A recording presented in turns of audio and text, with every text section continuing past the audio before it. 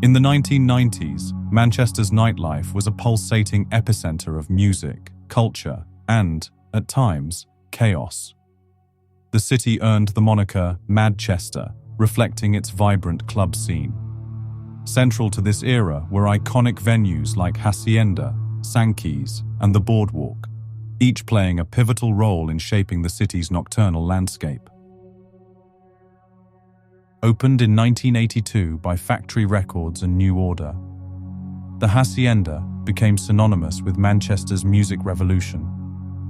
By the late 80s and early 90s, it was the heartbeat of the acid house movement, drawing in throngs of young people eager to lose themselves in the hypnotic beats.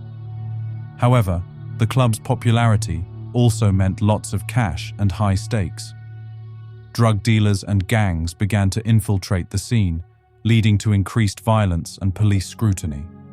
Notably, in 1991, a member of the security team was threatened with a machine gun, prompting a temporary closure. Sankey's Soap, later known simply as Sankey's, established in 1994 in Ancoats, quickly became a significant player in Manchester's club scene. The club was known for its raw atmosphere, with bouncers who were described as intimidating, reflecting the area's rough reputation at the time. Despite these challenges, Sankey's maintained its status as a premier nightlife destination until its closure in 2017. Operating from 1986 to 1999, the Boardwalk was a contemporary of the Hacienda and doubled up as rehearsal rooms for many popular Manchester artists of the time. It is also famed for being the venue for Oasis's first ever gig and for DJ Dave Haslam's regular night, Yellow. The club was known for its vibrant music scene, but like many venues of the era, it was not immune to the challenges posed by the surrounding nightlife culture. The period was not without its dark side. The Cheetham Hill Gang, among others, sought to control the lucrative drug trade within these clubs, leading to violent confrontations and a climate of fear. Incidents of intimidation and assaults became alarmingly common, with doormen and patrons often caught in the crossfire.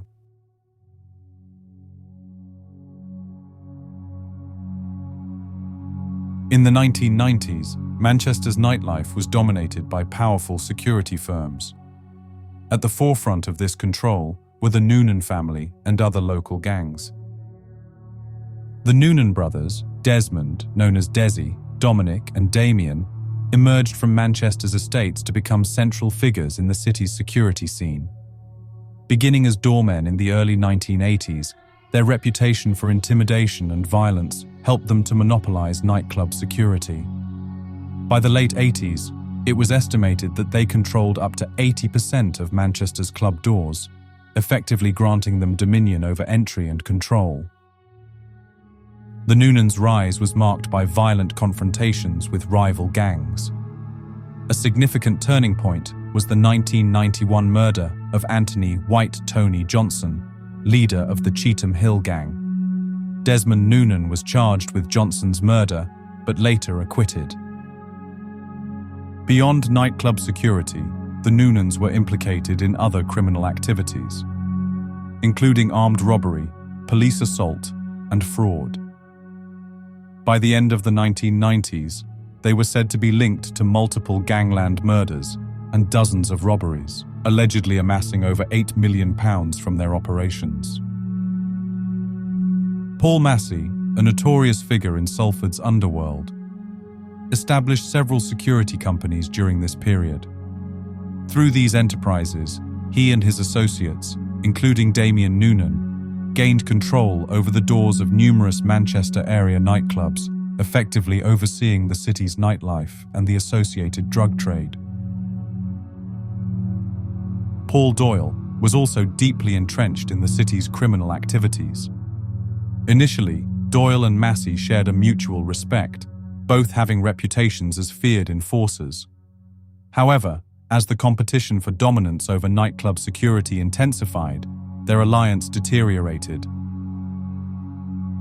The rivalry escalated when Doyle began barring Massey's associates from various nightclubs, challenging Massey's influence. This move led to violent confrontations between the two.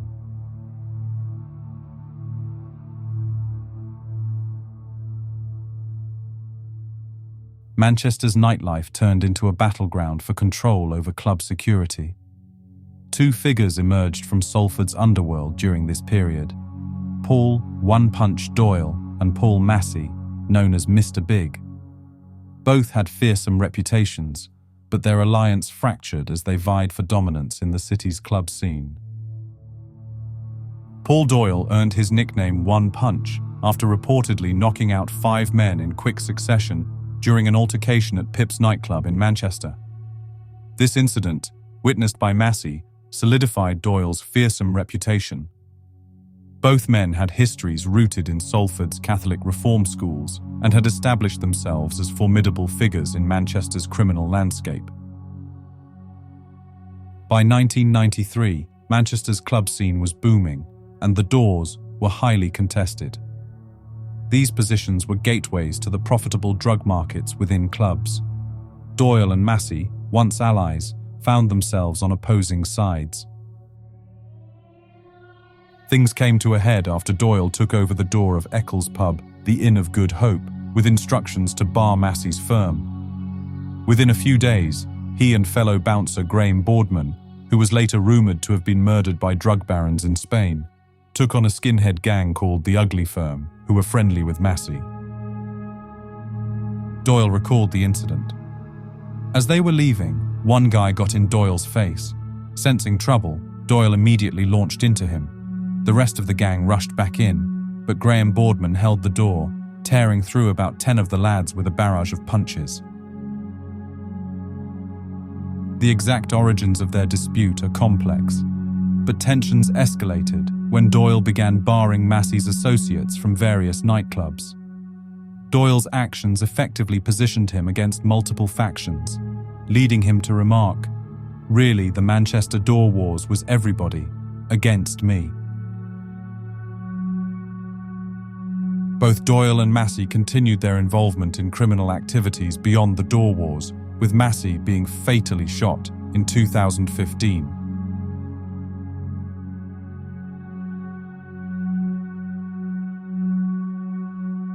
Graham Boardman, a name that resonated with both fear and respect in Manchester's underworld, was a formidable figure whose life was shrouded in mystery and violence.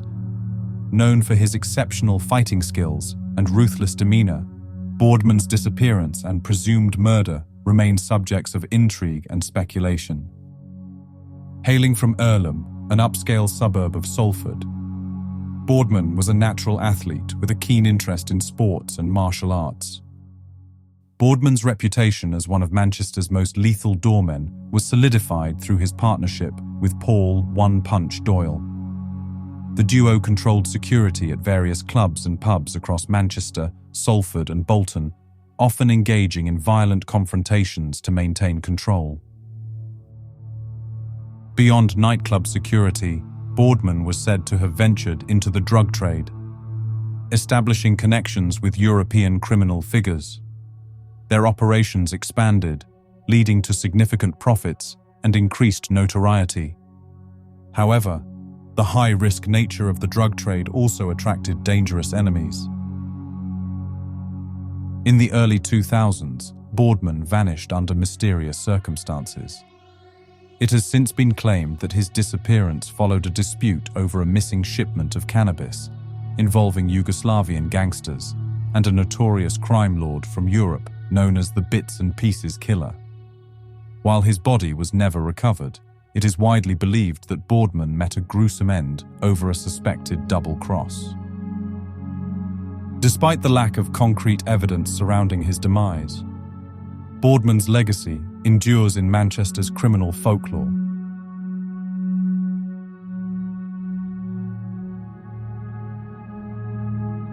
In the 1990s, Manchester's nightclub scene was rife with violent incidents involving gangs, doormen, and customers.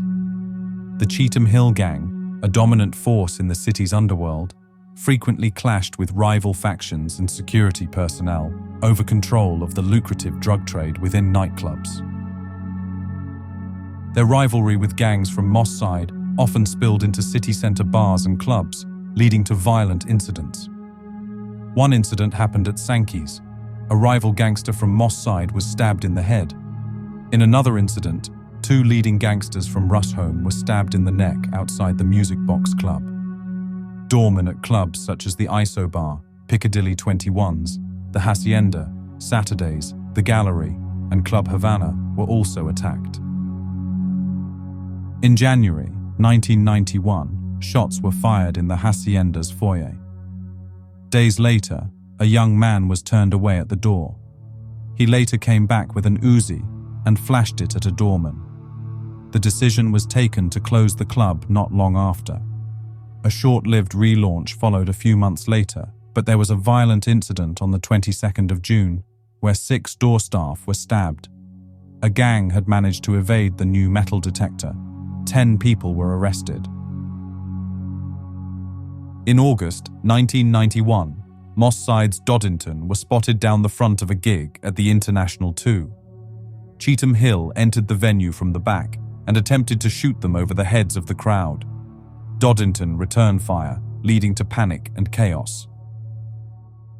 The following year in June 1992, several Salford lads are refused entry to Most Excellent at the Wiggly Worm. They return in a stolen car and ram the entrance, causing extensive damage. Years later, in April 1995, 26-year-old doorman Terry Farrimond from the Hacienda was shot dead near his home in Swinton. In that same year, autumn 1995, after several drive-by shootings, the door war over control of the home nightclub saw running battles inside between scores of balaclava-clad Salford lads and the police. These violent confrontations were not limited to inter-gang rivalries, but also involved security personnel.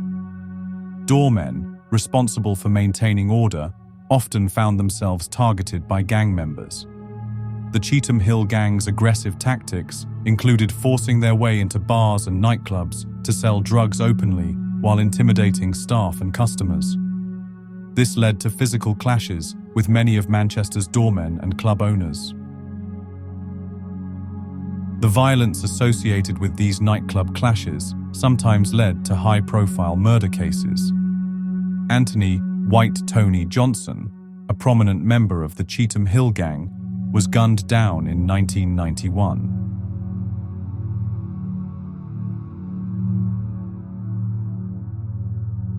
The Cheetham Hill gang, also known as the Hillbillies, are a notorious organised crime group based in the Cheetham Hill area of Manchester. Emerging in the early 1980s, the gang capitalised on the decline of established gangs like the Quality Street, swiftly establishing a reputation for armed robberies. In March 1990, the Hillbillies stormed a concert at the International 2 Club in Longsight. After brushing past bouncers, the 10-strong gang, allegedly led by Johnson, opened fire, shooting a member of the Pepperhill gang from Moss Side in the back. 2 months later, the Hillbillies turned up at Moss Side Carnival and smashed up a BMW belonging to the same man they had shot at the International Club. Then in August, there was a double fatal shooting at a West Indian carnival in Leeds. Johnson, who was known to wear a bulletproof vest, was present, and police strongly suspected he knew who carried out the killings. He was arrested and put on an identity parade, but not picked out. He denied any involvement. Tensions escalated between Johnson and the Noonan family over the division of £362,000 from a security van robbery at Mumps Bridge, Oldham. The situation worsened when Johnson, then 22, reportedly brandished a firearm and threatened associates of Damien Noonan at the Hacienda nightclub during a New Year's party in 1991. On February 22, 1991, Johnson and his associate, Black Tony McKee, arrived at the Penny Black pub's car park in Johnson's white Ford Cosworth. They were ambushed by 2 men who flagged them down. Their escape was blocked by a taxi, allegedly driven by Paul Flannery, who then allegedly shot McKee in the chest. McKee managed to escape to a nearby house. The Noonans, along with Michael Sharples, were then said to have joined the attack. Johnson was injured, but managed to exit the vehicle and attempted to flee by vaulting a wall. He was shot in the back, causing him to collapse. One of the men shouted, "Finish him off," prompting 2 additional shots that killed Johnson.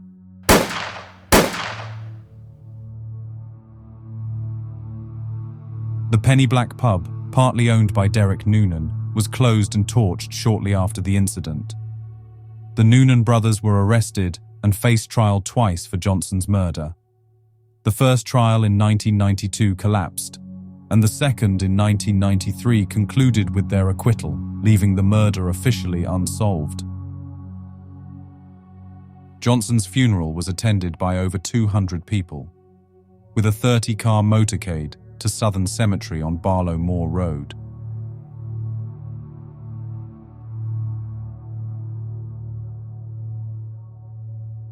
As the 90s drew to a close, several of the most iconic venues faced challenges that led to their closure. The Hacienda was instrumental in shaping Manchester's music scene, especially during the Manchester era. However, by the mid-1990s, it faced financial difficulties and security issues. Despite efforts to address these problems, the Hacienda closed its doors in 1997.